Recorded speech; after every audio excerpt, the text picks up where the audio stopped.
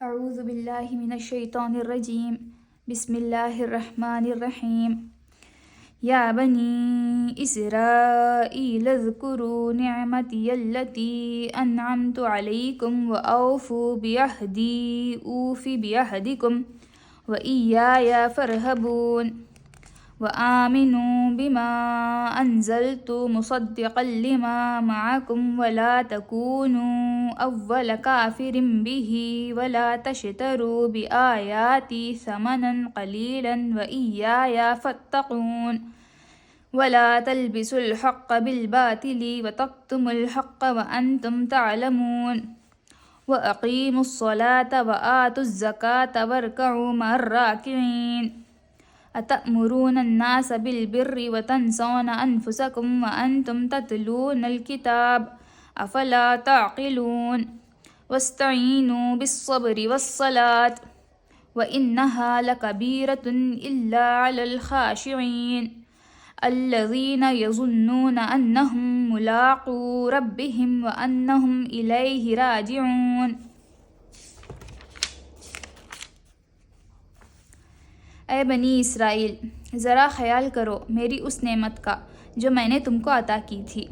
میرے ساتھ تمہارا جو عہد تھا اسے تم پورا کرو، تو میرا جو عہد تمہارے ساتھ تھا اسے میں پورا کروں، اور مجھ ہی سے تم ڈرو، اور میں نے جو کتاب بھیجی اس پر ایمان لاؤ۔ یہ اس کتاب کی تائید میں ہے جو تمہارے پاس پہلے سے موجود تھی، لہٰذا سب سے پہلے تم ہی اس کے منکر نہ بن جاؤ۔ تھوڑی قیمت پر میری آیات کو نہ بیچ ڈالو اور میرے غضب سے بچو۔ باطل کا رنگ چڑھا کر حق کو مشتبہ نہ بناؤ، اور نہ جانتے بوجھتے حق کو چھپانے کی کوشش کرو۔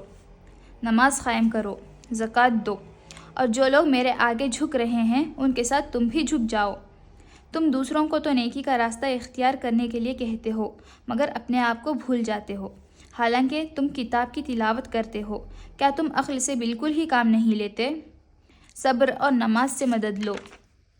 بے شک نماز ایک سخت مشکل کام ہے، مگر ان فرما بردار بندوں کے لیے مشکل نہیں ہے جو سمجھتے ہیں کہ آخر کار انہیں اپنے رب سے ملنا اور اسی کی طرف پلٹ کر جانا ہے۔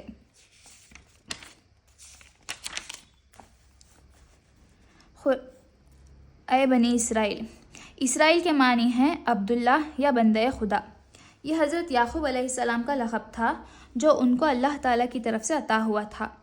وہ حضرت اسحاق علیہ السلام کے بیٹے تھے اور حضرت ابراہیم علیہ السلام کے پوتے تھے۔ انہی کی نسل کو بنی اسرائیل کہتے ہیں۔ پچھلے 4 رکوعوں میں تمہیدی تقریر تھی جس کا خطاب تمام انسانوں کی طرف عام تھا۔ اب یہاں سے 14ویں رکوع تک مسلسل ایک تقریر اس قوم کو خطاب کرتے ہوئے چلتی ہے، جس میں کہیں کہیں عیسائیوں اور مشرکین عرب کی طرف بھی کلام کا رخ پھر گیا ہے، اور موقع سے ان لوگوں کو بھی خطاب کیا گیا ہے جو حضرت محمد مصطفیٰ صلی اللہ علیہ وسلم کی دعوت پر ایمان لائے تھے۔ اس تقریر کو پڑھتے ہوئے حسب ذیل باتوں کا خاص طور پر پیش نظر رکھنا چاہیے۔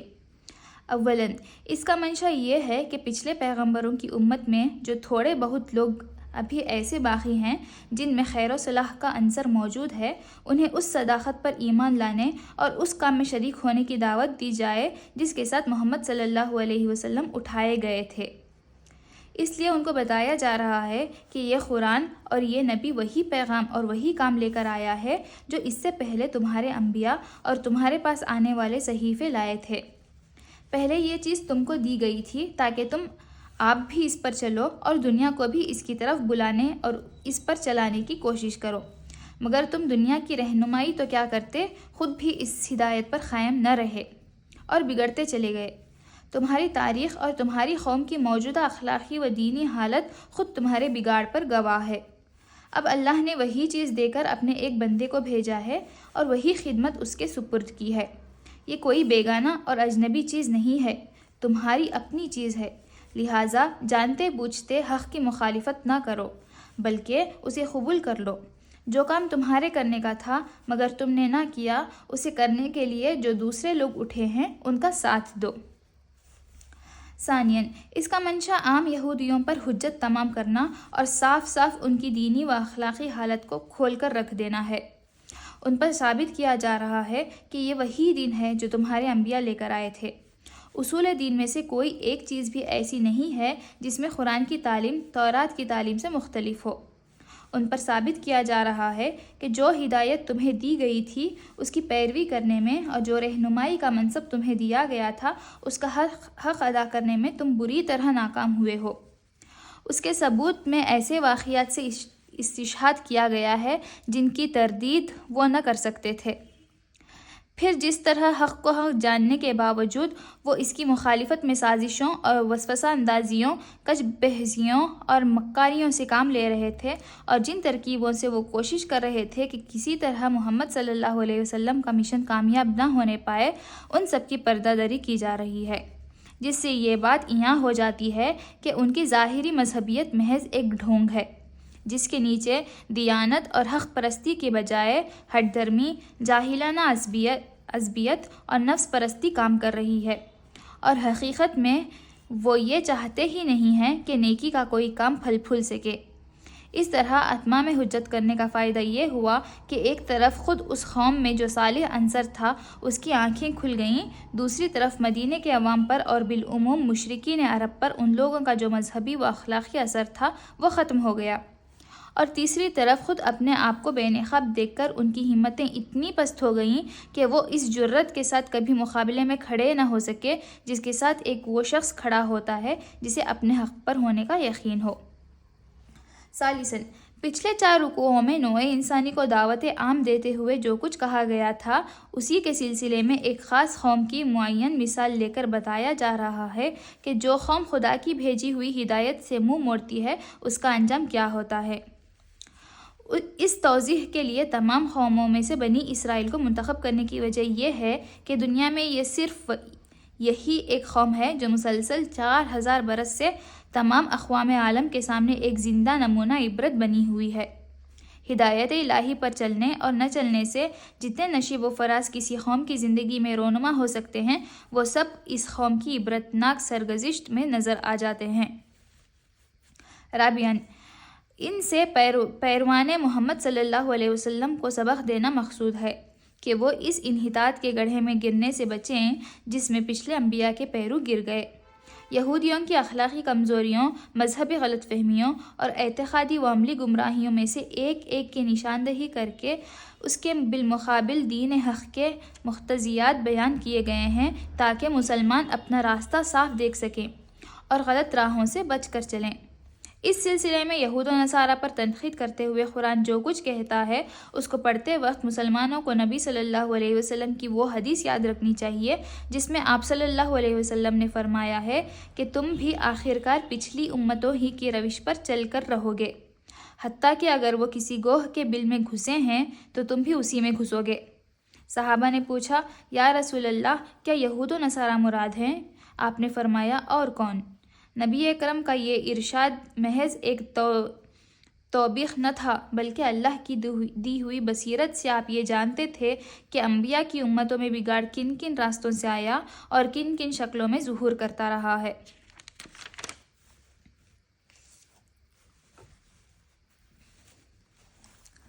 اور میں نے جو کتاب بھیجی ہے اس پر ایمان لاؤ، یہ اس کتاب کی تائید ہے جو تمہارے پاس پہلے سے موجود تھی، لہٰذا سب سے پہلے تم ہی اس کے منکر نہ بن جاؤ، تھوڑی قیمت پر میری آیات کو نہ بیچ ڈالو۔ تھوڑی قیمت سے مراد وہ دنیاوی فائدے ہیں جن کی خاطر یہ لوگ اللہ کے احکام اور اس کی ہدایات کو رد کر رہے تھے۔ حق فروشی کے معاوضے میں خواہ انسان دنیا بھر کی دولت لے لے، بہرحال وہ تھوڑی قیمت ہی ہے، کیونکہ حق یقیناً اس سے گراں تر چیز ہے۔ اور میرے غضب سے بچو، باطل کا رنگ چڑھا کر حق کو مشتبہ نہ بناؤ اور نہ جانتے بوجھتے حق کو چھپانے کی کوشش کرو۔ اس آیت کو سمجھنے کے لیے یہ بات پیش نظر رہنی چاہیے کہ اہل عرب بالعموم ناخواندہ لوگ تھے، اور ان کے مقابلے میں یہودیوں کے اندر ویسے بھی تعلیم کا چرچا زیادہ تھا، اور انفرادی طور پر ان میں ایسے جلیل القدر عالم پائے جاتے تھے جن کی شہرت عرب کے باہر تک پہنچی ہوئی تھی۔ اس وجہ سے عربوں پر یہودیوں کا علمی رعب بہت زیادہ تھا۔ پھر ان کے علماء اور مشائخ نے اپنے مذہبی درباروں کی ظاہری شان جما کر اور اپنی جھاڑ پھونک اور تعویذ گنڈوں کا کاروبار چلا کر اس رعب کو اور بھی زیادہ گہرا اور وسیع کر دیا تھا۔ خصوصیت کے ساتھ اہل مدینہ ان سے بے حد مرعوب تھے، کیونکہ ان کے آس پاس بڑے بڑے یہودی قبائل آباد تھے۔ رات دن ان کا میل جول تھا، اور اس میل جول میں وہ ان سے اسی طرح شدت کے ساتھ متاثر تھے جس طرح ایک ان پڑھ آبادی زیادہ تعلیم یافتہ، زیادہ متمدن اور زیادہ نمایاں مذہبی تشخص رکھنے والے ہمسایوں سے متاثر ہوا کرتی ہے۔ ان حالات میں جب نبی صلی اللہ علیہ وسلم نے اپنے آپ کو نبی کی حیثیت سے پیش کیا اور لوگوں کو اسلام کی طرف دعوت دینی شروع کی، تو قدرتی بات تھی کہ ان پڑھ عرب اہل کتاب یہودیوں سے جا کر پوچھتے کہ آپ لوگ بھی ایک نبی کے پیرو ہیں اور ایک کتاب کو مانتے ہیں، آپ ہمیں بتائیں کہ یہ صاحب جو ہمارے اندر نبوت کا دعویٰ لے کر اٹھے ہیں، ان کے متعلق اور ان کی تعلیم کے متعلق آپ کی کیا رائے ہے؟ چنانچہ یہ سوال مکے کے لوگوں نے بھی یہودیوں سے بارہا کیا، اور نبی صلی اللہ علیہ وسلم مدینے میں تشریف لائے تو یہاں بھی بکثرت لوگ یہودی علماء کے پاس جا جا کر یہی بات پوچھتے تھے، مگر ان علماء نے کبھی لوگوں کو صحیح بات نہ بتائی۔ ان کے لیے یہ کہنا تو مشکل تھا کہ وہ توحید جو محمد صلی اللہ علیہ وسلم پیش کر رہے ہیں غلط ہے، یا انبیاء اور کتب آسمانی اور ملائکہ اور آخرت کے بارے میں جو کچھ آپ کہہ رہے ہیں اس میں کوئی غلطی ہے، یا وہ اخلاقی اصول جن کی آپ تعلیم دے رہے ہیں ان میں سے کوئی چیز غلط ہے۔ لیکن وہ صاف صاف اس حقیقت کا اعتراف کرنے کے لیے بھی تیار نہ تھے کہ جو کچھ آپ پیش کر رہے ہیں وہ صحیح ہے۔ وہ نہ سچائی کی کھلی کھلی تردید کر سکتے تھے، نہ سیدھی طرح اس کو سچائی مان لینے پر آمادہ تھے۔ ان دونوں راستوں کے درمیان انہوں نے طریقہ اختیار کیا تھا۔ یہ طریقہ اختیار کیا تھا کہ ہر سائل کے دل میں نبی صلی اللہ علیہ وسلم کے خلاف، آپ کی جماعت کے خلاف اور آپ کے مشن کے خلاف کوئی نہ کوئی وسوسہ ڈال دیتے تھے، کوئی الزام آپ پر چسپاں کر دیتے تھے، کوئی ایسا شوشہ چھوڑ دیتے تھے جس سے لوگ شکوک و شبہات میں پڑ جائیں، اور طرح طرح کے الجھن میں ڈالنے والے سوالات چھیڑ دیتے تھے تاکہ لوگ ان میں خود بھی الجھیں اور نبی صلی اللہ علیہ وسلم اور آپ کے پیروؤں کو بھی الجھانے کی کوشش کریں۔ ان کا یہی رویہ تھا جس کی بنا پر ان سے فرمایا جا رہا ہے کہ حق پر باطل کے پردے نہ ڈالو، اپنے جھوٹے پروپیگنڈے اور شریرانہ شبہات و اعتراضات سے حق کو دبانے اور چھپانے کی کوشش نہ کرو، اور حق و باطل کو خلط ملط کر کے دنیا کو دھوکہ نہ دو۔ نماز قائم کرو، زکوٰۃ دو۔ نماز اور زکوٰۃ ہر زمانے میں دین اسلام کے اہم ترین ارکان رہے ہیں۔ تمام انبیاء کی طرح انبیاء بنی اسرائیل نے بھی اس کی سخت تاکید کی تھی، مگر یہودی ان سے غافل ہو چکے تھے۔ نماز با جماعت کا نظام ان کے ہاں تقریباً بالکل درہم برہم ہو چکا تھا۔ قوم کی اکثریت انفرادی نماز کی بھی تارک ہو چکی تھی، اور زکوٰۃ دینے کی بجائے یہ لوگ سود کھانے لگے تھے۔ اور جو لوگ میرے آگے جھک رہے ہیں ان کے ساتھ تم بھی جھک جاؤ۔ تم دوسروں کو تو نیکی کا راستہ اختیار کرنے کے لیے کہتے ہو، مگر اپنے آپ کو بھول جاتے ہو، حالانکہ تم کتاب کی تلاوت کرتے ہو۔ کیا تم عقل سے بالکل کام نہیں لیتے؟ صبر اور نماز سے مدد لو۔ یعنی اگر تمہیں نیکی کے راستے پر چلنے میں دشواری محسوس ہوتی ہے تو اس دشواری کا علاج صبر اور نماز ہے۔ ان دو چیزوں سے تمہیں وہ طاقت ملے گی جس سے یہ راہ آسان ہو جائے گی۔ صبر کے لغوی معنی روکنے اور باندھنے کے ہیں، اور اس سے مراد ارادے کی وہ مضبوطی، عزم کی وہ پختگی اور خواہشات نفس کا وہ انضباط جس میں سے ایک شخص نفسانی ترغیبات اور بیرونی مشکلات کے مقابلے میں اپنے قلب و ضمیر کے پسند کیے ہوئے راستے پر لگاتار بڑھتا چلا جائے۔ ارشاد الہی کا مدعا یہ ہے کہ اس اخلاقی صفت کو اپنے اندر پرورش کرو اور اس کو باہر سے طاقت پہنچانے کے لیے نماز کی پابندی کرو۔ بے شک نماز ایک سخت مشکل کام ہے، مگر ان فرمان بردار بندوں کے لیے مشکل نہیں ہے جو سمجھتے ہیں کہ آخرکار انہیں اپنے رب سے ملنا اور اسی کی طرف پلٹ کر جانا ہے۔ یعنی جو شخص خدا کا فرمان بردار نہ ہو اور آخرت کا عقیدہ نہ رکھتا ہو، اس کے لیے تو نماز کی پابندی ایک ایسی مصیبت ہے جسے وہ کبھی گوارا ہی نہیں کر سکتا، مگر جو برضا و رغبت خدا کے آگے سر اطاعت خم کر چکا ہو اور جسے یہ خیال ہو کہ کبھی مر کر اپنے خدا کے سامنے جانا ہے، اس کے لیے نماز ادا کرنا نہیں بلکہ نماز کا چھوڑنا مشکل ہے۔ صدق اللہ العلی العظیم۔